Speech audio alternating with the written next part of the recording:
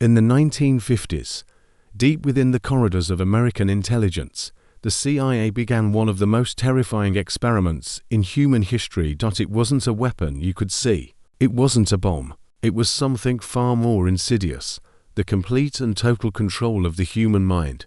The Cold War had turned the world into a battlefield of paranoia. The Soviet Union, China, North Korea, they were all rumored to be perfecting techniques of psychological warfare, brainwashing, interrogation, mind control.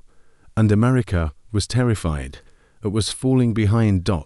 So the CIA were a program so secret, so unethical, that even its own leaders would later try to erase it from existence. They called it MK-Ultra. And for more than 2 decades, it destroyed lives, shattered minds, and left a trail of victims who would never be the same. This is the story of how far the government was willing to go, and what they tried to hide. April 13, 1953.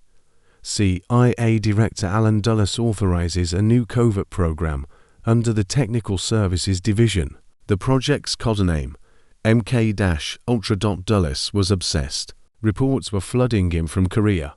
American POs returning from captivity, seemingly reprogrammed, confessing to crimes they didn't commit, speaking like they'd been turned against their own country.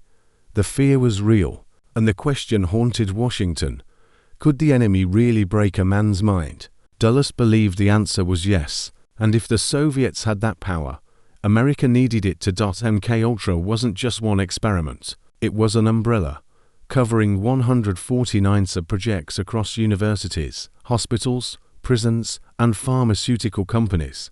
The mission was clear: develop tools for interrogation, psychological warfare, and if possible, total behavioral control. The methods: anything that might crack open the human psyche. Drugs, hypnosis, torture, radiation, electroshock, sensory deprivation.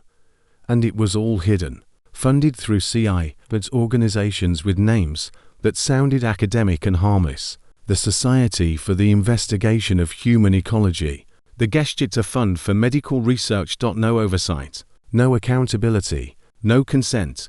The CIA didn't ask permission to experiment on you. They just did. And the man leading the charge was a Dr. Sidney Gottlieb, a chemist with a limp, a stutter, and an obsession with altering human consciousness. Colleagues would later call him the Black Sorcerer of the CIA. Gottlieb believed that with the right combination of chemicals and psychology, you could erase a person's identity. You could rebuild them, reprogram them. He was given unlimited resources, and he was told to do whatever it took. No rules, no ethics, no limits. What followed was one of the darkest chapters in the history of American intelligence. Imagine waking up in a windowless room. You don't remember how you got there. The walls are white. The lights never turn off. There's no clock, no voices, just silence. Days pass, maybe weeks. You lose track. You start to break. This was MK-Ultra. The program's experiments were designed to do one thing: destroy psychological resistance, and the methods were as brutal as they were creative. In the early 1950s, the CIA became obsessed with a new synthetic compound, lysergic acid diethylamide, LSD. Gottlieb believed it could be the key, a truth serum, a weapon, a way to shatter someone's perception of reality so completely that they'd become suggestible, controllable, broken. So the CIA began dosing people without their knowledge, without their consent. Prisoners in federal penitentiaries were given LSD 4 weeks at a time, in exchange for reduced sentences or cigarettes. Mental patients in asylums were dosed repeatedly, their reactions monitored like lab rats. Even CIA operatives were dosed by their own colleagues at office parties, just to see what would happen. One agent, Frank Olson, was secretly given LSD during a work retreat in 1953. Days later, he plunged to his death from a New York hotel window. The CIA, it's suicide. His family called it murder.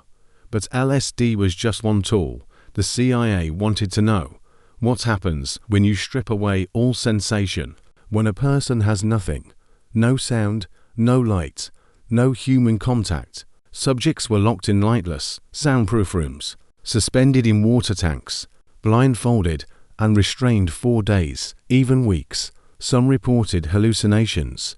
Others lost their sense of time, their sense of self. Many emerged with permanent psychological trauma. One internal CIA noted, subjects show disturbances in perception and cognition after prolonged isolations, useful for interrogation purposes. Then there was electroshock therapy, taken to horrifying extremes. Patients were subjected to what doctors called depatterning, shock treatments repeated dozens, even hundreds of times, until their memories, their personalities, were wiped away. And then came the recordings, loops of audio, messages repeated over and over, while the patient was drugged, unconscious, helpless. You are a good wife. You are a good wife. You are a good wife. This was called psychic driving, and it was pioneered by Dr. Ewan Cameron at McGill University in Montreal. The CIA funded him 4 years. His goal: to erase the human mind and rebuild it from scratch. One victim later testified, "I went in for postpartum depression. I came out not knowing who I was, who my children were, or even how to use a toilet. And then, the children." Documents later revealed that MKULTRA experiments included minors, orphans, children in juvenile detention. Some as young as 4 years old were reportedly given LSD, electroshock, or subjected to abusive psychological conditioning. The justification: they were studying how young minds could be molded. These weren't enemies of the state, they were kids. And the CIA didn't care. MKUltra didn't stay in America. It went global. The CIA partnered with institutions in Canada, the United Kingdom, and elsewhere, universities, hospitals, mental institutions, all willing to take government money and ask no questions. And nowhere was this more devastating than in Montreal. CANADA. Dr. Ewan Cameron was a respected psychiatrist, former president of the American Psychiatric Association, a man of credentials and influence. He was also a monster. At Montreal's Allen Memorial Institute, Cameron received CIA funding through a front organization to conduct experiments that went far beyond anything resembling medicine. His technique: psychic driving. Patients, many admitted voluntarily for mild anxiety or depression, were drugged into comas for weeks, then subjected to electroshock therapy, sometimes 30 to 40 times the normal intensity. While unconscious, they were forced to listen to recorded messages, played on repeat, hundreds of times, thousands. Cameron believed he could erase mental illness by erasing the mind itself, then reprogram the patient from zero. He destroyed them instead.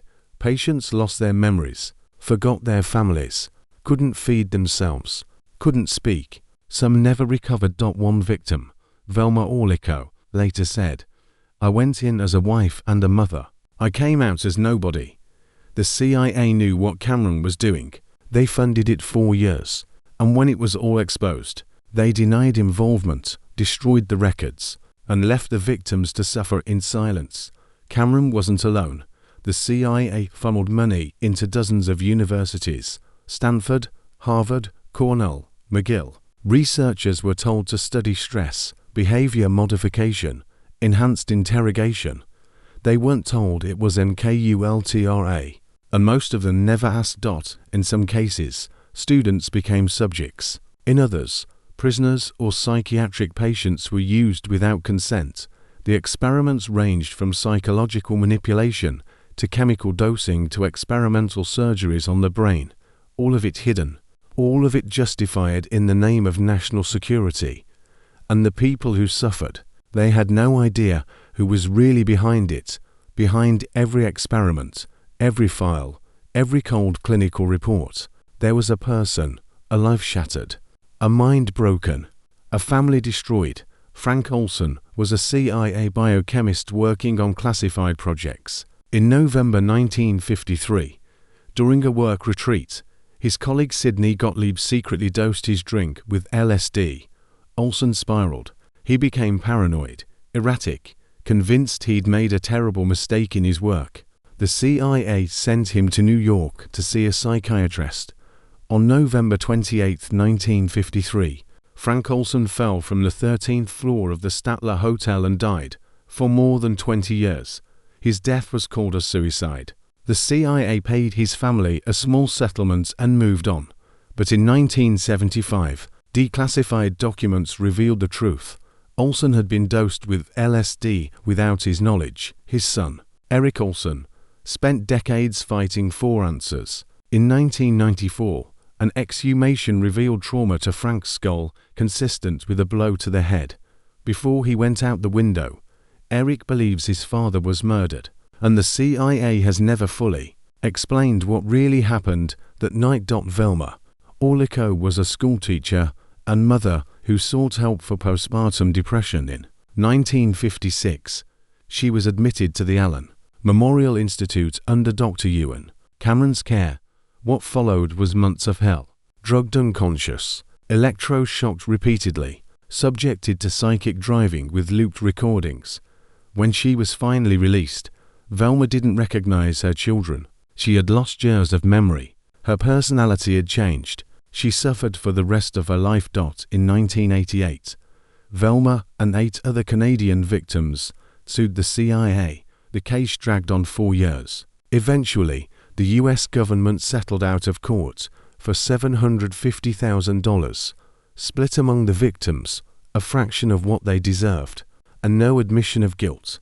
In 1988, Velma and 8 other Canadian victims sued the CIA.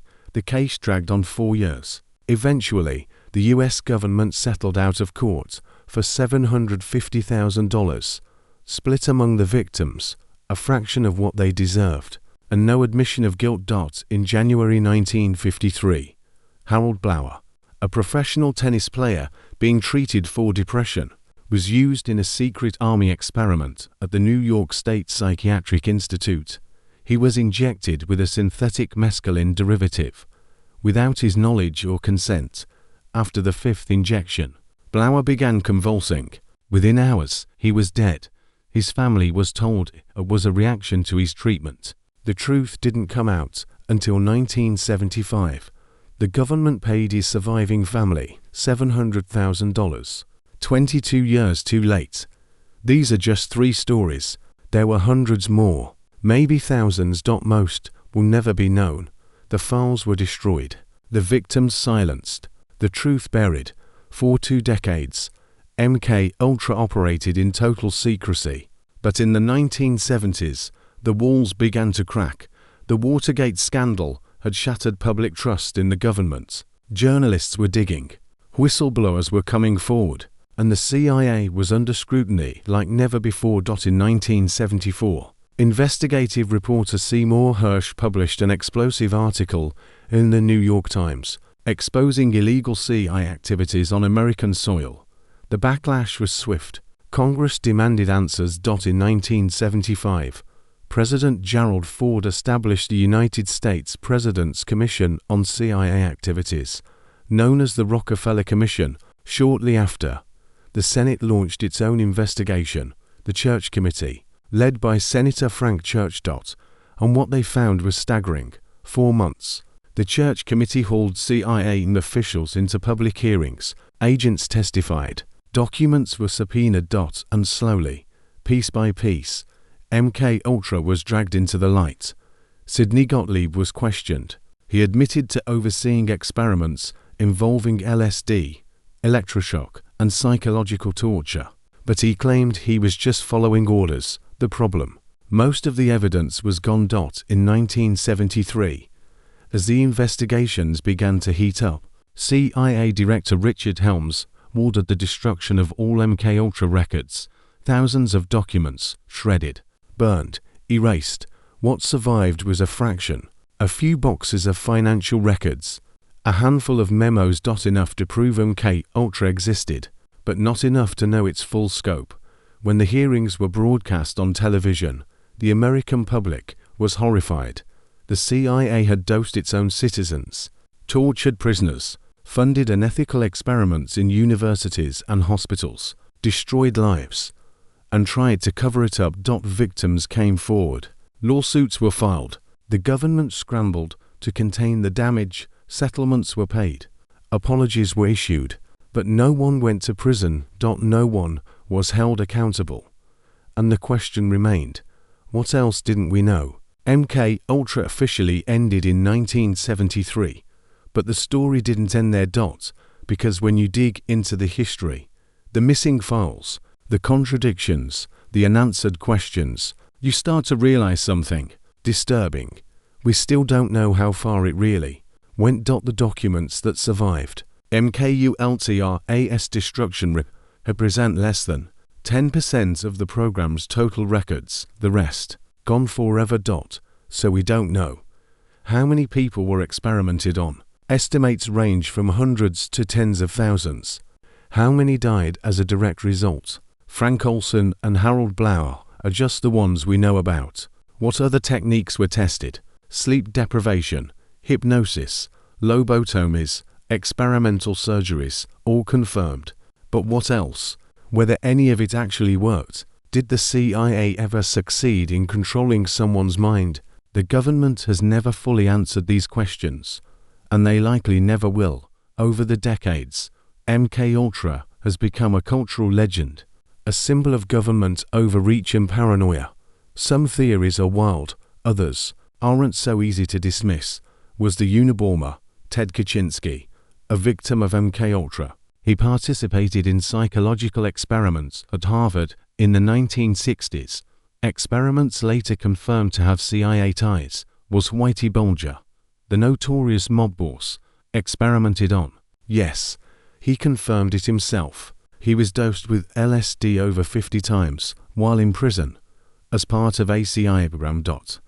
And then there's the darker speculation that MKUltra really ended, that it just went deeper underground, reclassified, renamed. Programs like MK Search and MK Naomi followed MKUltra. Others may exist that we've never heard of. After all, if the CIA was willing to torture its own citizens in secret for 20 years, what makes us think they stopped? In 1977, Senator Frank Church stood before Congress and said something chilling. The United States government has perfected a technological capability that enables us to monitor the messages that go through the air. That capability could be turned around on the American people, and no American would have any privacy left. He wasn't talking about MKUltra specifically, but he might as well have been, because MKUltra wasn't just about mind control. It was about power, about what a government is willing to do when it believes the ends justify the means. And the terrifying truth is this: we only know about MKUltra because a few boxes of files survived. What else is still hidden? What other programs ran in secret and still do? What else don't we know? But perhaps the most disturbing question isn't what we don't know. It's what we've chosen to forget. Because MKUltra didn't just disappear when the files were shredded. Its techniques, its philosophy, its dark logic, they evolved. They migrated. They found new homes in new programs with new names. In the decades after MKUltra officially ended, reports began to surface of similar programs operating under different code names. MK Search continued behavioral research into the 1970s. MK Naomi focused on biological and chemical agents. Project Artichoke dealt with interrogation techniques that sound eerily familiar. And then there are the programs we know existed but can barely document. Project Bluebird, Operation Midnight Climax, where the CIA set up brothels in San Francisco and New York, dosing unsuspecting clients with LSD while agents watched through two-way mirrors. The patterns are unmistakable. The government didn't stop experimenting on its own people. It just got better at hiding it. Consider the enhanced interrogation techniques used at Guantanamo Bay and CIA-backed sites in the early 2000s: sleep deprivation, stress positions, sensory overload, waterboarding. Sound familiar? These weren't new inventions. They were refinements of techniques tested decades earlier in MKUltra facilities. The same psychological principles, the same goal: break the mind to extract information. In 2014, the Senate Intelligence Committee released a report on CIA torture programs. Over 6,000 pages detailing brutal interrogation methods used after September 11th. Methods that didn't work. Methods that violated international law. Methods that had been tested and perfected long before, in psychiatric wards and secret prisons, on unwilling American citizens. The report was heavily redacted. Thousands of pages remain classified. And once again, we're left asking, what aren't they telling us? There's another layer to this story, one that's harder to prove, but impossible to ignore. The cultural impact of MKULTRA extends far beyond government programs. It seeped into society in ways we're still discovering. Take the counterculture movement of the 1960s, the explosion of LSD use among young people, the Summer of Love, Timothy Leary, and the psychedelic revolution. Here's the uncomfortable truth. The CIA introduced LSD to America. They funded research. They distributed it through universities. They created a generation of test subjects, many of whom became advocates, dealers, spreaders of the very drug the CIA had been studying as a weapon. Some historians argue this wasn't accidental, that the CIA deliberately flooded the counterculture with psychedelics to discredit and destabilize the anti-war movement. Others say it was simply collateral damage from a program that spiraled out of control. Either way, the result was the same. An entire generation became unknowing participants in the largest drug experiment in human history. And what about the victims who were never acknowledged? The homeless people dosed on the streets of San Francisco, the sex workers used in Operation Midnight Climax, the prisoners, the addicts, the mentally ill. People society had already forgotten. They had no voice then. Most have no voice now. Many died without ever knowing they'd been part of a government experiment. Others lived their entire lives with unexplained trauma, paranoia, psychological breaks they couldn't understand. How many people suffering from schizophrenia in the 1960s and 70s were actually victims of CIA experiments? How many suicides can be traced back to a dose of LSD they never consented to? We'll never know. The data is gone. The witnesses are dead. The truth buried under layers of classification and denial. Then there are the doctors and scientists who participated. Most were never held accountable. Some went on to prestigious careers. Sidney Gottlieb retired to a farm in Virginia, raised goats, and lived peacefully until his death in 1999. Dr. Ewan Cameron died in 1967, his reputation largely intact in psychiatric circles. No charges were ever filed against him. The institutions that hosted these experiments, McGill University, Stanford, Harvard, issued apologies decades later. But the research continued. The data was used. The knowledge gained from torturing unwilling subjects became part of the scientific record. This raises an ethical question that still haunts us. What do you do with knowledge gained through evil means? Do you use the data from Nazi medical experiments because it might save lives? Do you apply findings from MKULTRA because they work, even though they came from torture? The scientific community has never fully resolved this question, and in some ways, neither has society. Because here's the uncomfortable truth. Some of what the CIA learned worked. Sleep deprivation does break down psychological resistance. Sensory isolation does make people more suggestible. Repeated trauma can reshape memory and personality. The question isn't whether these techniques are effective. The question is whether a free society should ever use them. And the answer, according to the Church Committee, according to international law, according to our own stated values, is supposed to be no. Yet the techniques persist. The programs continue, just under different names, with better lawyers, with more carefully worded justifications. The legacy of MKULTRA isn't just historical, it's ongoing.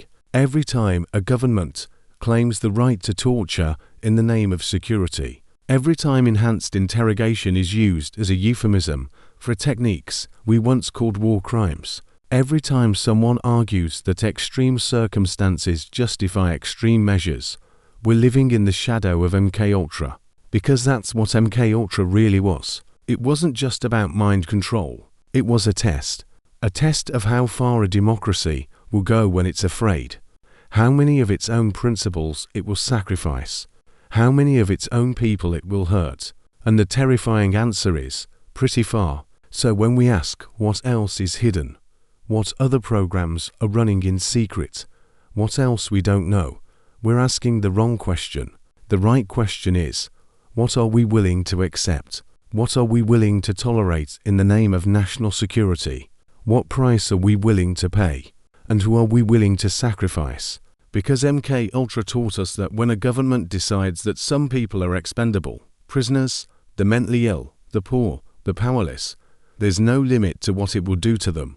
And once that line is crossed, it's almost impossible to uncross it. The files may be destroyed, the programs may be renamed, the victims may be forgotten, but the logic remains, the capacity remains, and the question that keeps historians, ethicists, and civil libertarians awake at night is this: if they did it before, if they got away with it, if most of the perpetrators face no consequences...